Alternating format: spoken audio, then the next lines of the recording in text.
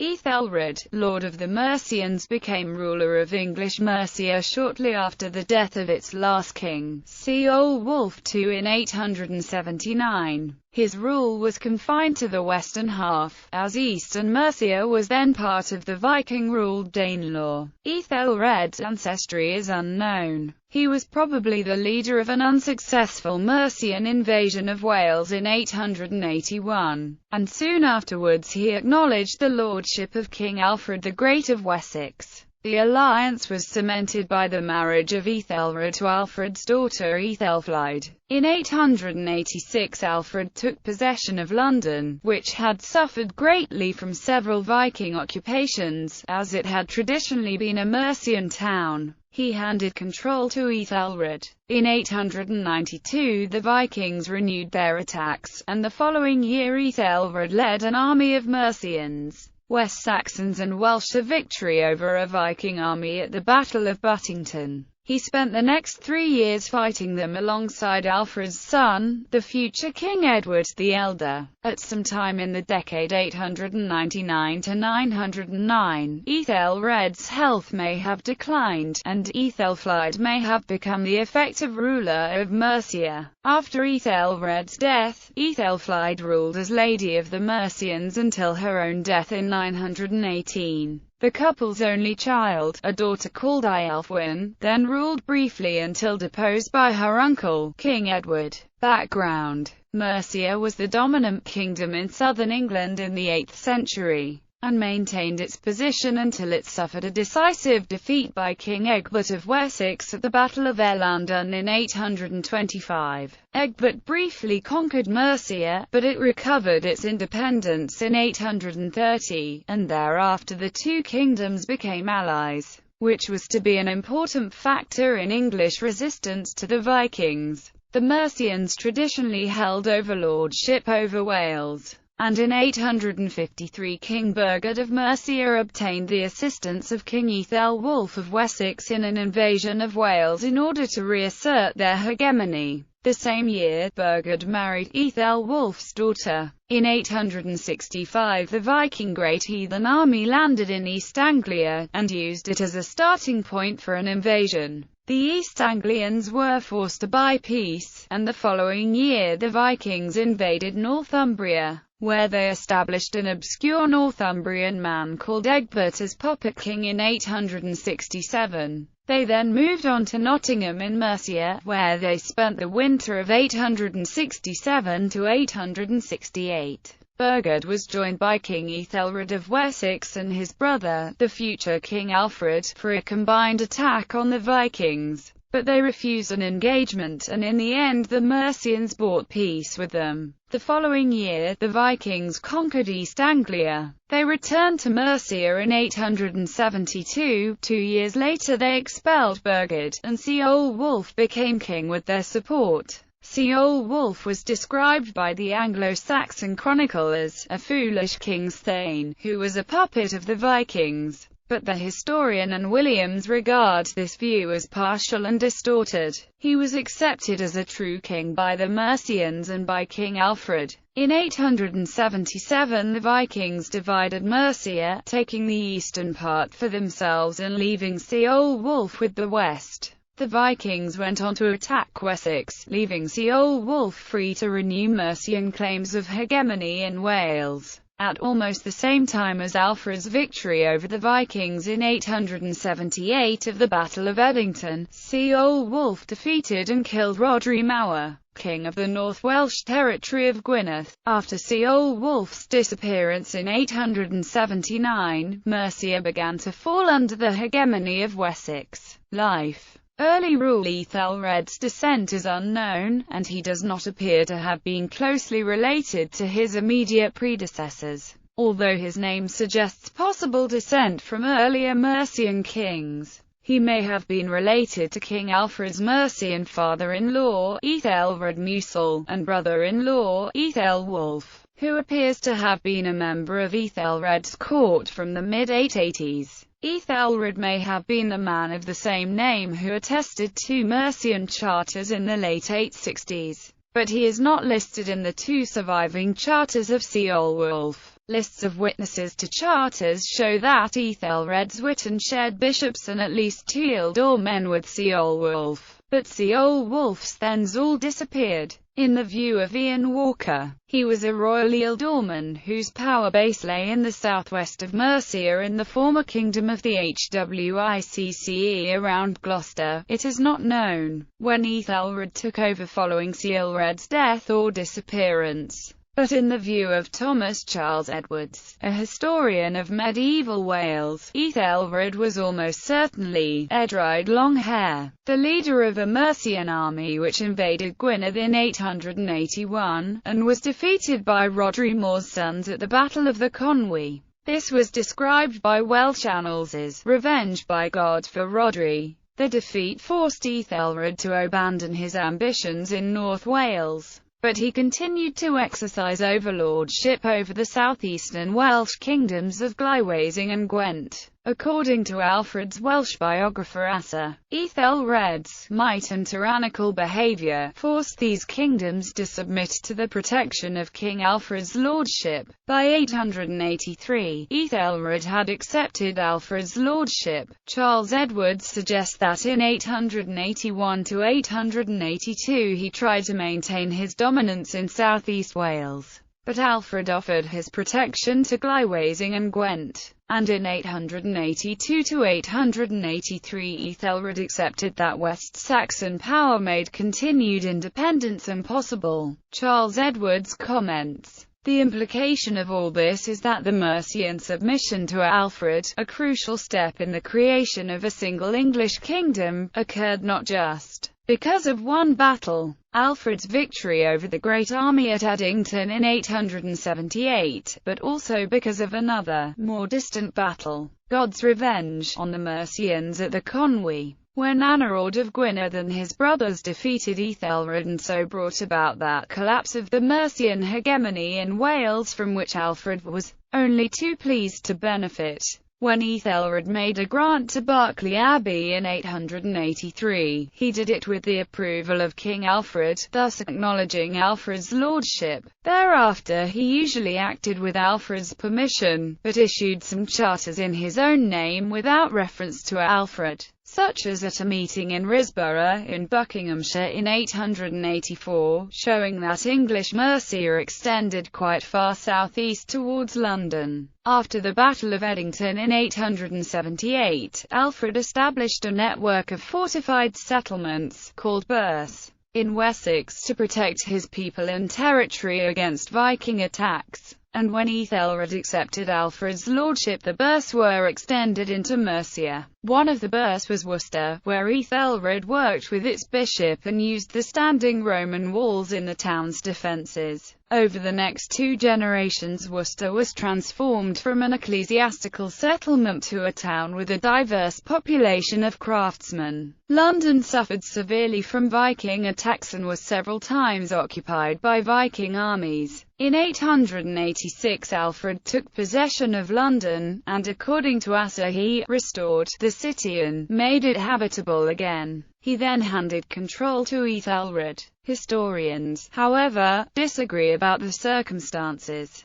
According to Frank Stenton, Alfred recovered London by force from the Vikings and handed it to Æthelred because it had previously been a Mercian town, and he respected the traditions of other kingdoms. Marios Costumbies takes a similar view, arguing that Alfred's decision was probably due to the need to maintain unity among the English who were outside Viking territory. Alfred Smith suggests that the Chronicles account reflects bias in Alfred's favour, and that Æthelred took charge because he had a greater role in London's recovery than the West Saxon chronicler was willing to admit. Some versions of the Chronicle state that Alfred besieged London in 883, and Simon Keynes argues that Alfred probably took London at that time and that the occupation, in 886 may have been a restoration of London's defences following Viking attacks close to the city in 885. Anglo-Saxon London, called Londonwick, was located a mile west of Roman Londinium, but Londonwick was undefended. and the restoration was carried out inside the walls of the old Roman city, especially an area close to the River Thames now called Queen Hythe, but which was then known as Æthelred's Hythe after its Mercian ruler. Æthelred moved quickly to restore the area. In 889 he and Alfred granted property there to the Bishop of Worcester, and in 899 they made another grant to the Archbishop of Canterbury. Both bishops were, like Æthelred, Mercians and strong allies of King Alfred, who had the right to all tolls from markets along the river bank. After the restoration of London, Alfred received the submission of all the English people who were not under subjection to the Danes, and the alliance between Wessex and Mercia was cemented by the marriage of Æthelred to Alfred's oldest daughter, Æthelflaed. She is first recorded as Æthelred's wife in a charter of 887, but Keynes thinks that the marriage may have taken place 2 or 3 years earlier, and the historian Maggie Bailey dates it to between 882 and 887, with the most likely political context being the occupation of London in 886. Æthelred was probably much older than his wife. They had a daughter, Ælfwine, and according to the 12th century chronicler, William of Malmesbury, she was their only child. In King Alfred's will, drawn up in the 880s, Æthelred was left a sword worth 100 mancasses. In 892, 2 Viking armies attacked eastern England, and Æthelred took part in the defense. After the defeat of one Viking leader, Hæstein, Alfred became godfather to one of Hæstein's 2 sons and Æthelred to the other. Soon afterwards, the English captured Hæstein's wife and children,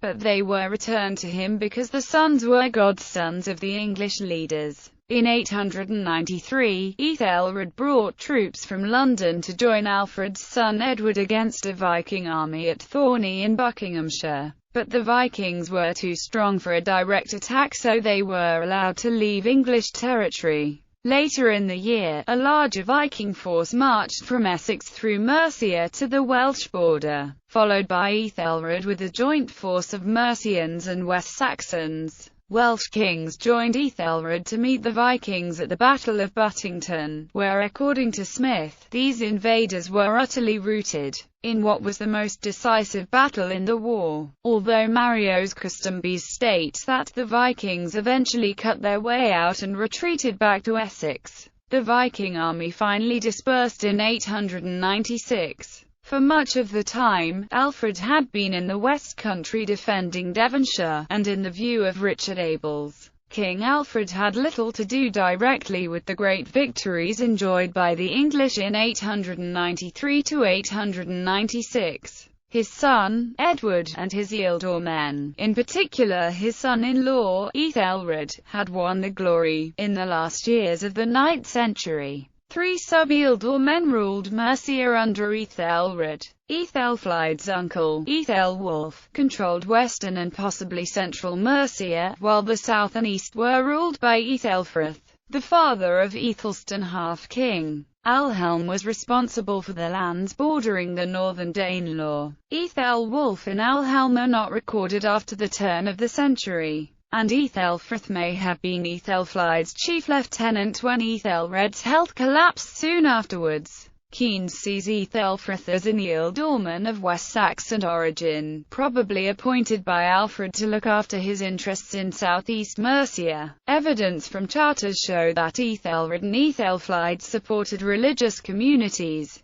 In 883 they freed Berkeley Abbey from obligations to the king's fealm, and in 887 they confirmed the possession of land and transferred manpower to Purton Minster in Oxfordshire. In 901 they gave land to Muchwen Luck Abbey, and donated her gold chalice weighing 30 mancasses in honour of its former abbess, St. Mildborough. In 903 they negotiated a settlement over a former monastic estate which the bishops of Worcester had been trying to recover since the 840s. And Bishop Wherefydd wrote, "We never could get anywhere until Æthelred became Lord of the Mercians." later life. Some historians believe that at an unknown time in the decade 899 to 909, Æthelred's health collapsed and Æthelflaed became the effective ruler of Mercia. Cyril Hart and Maggie Bailey believe that it occurred by 902.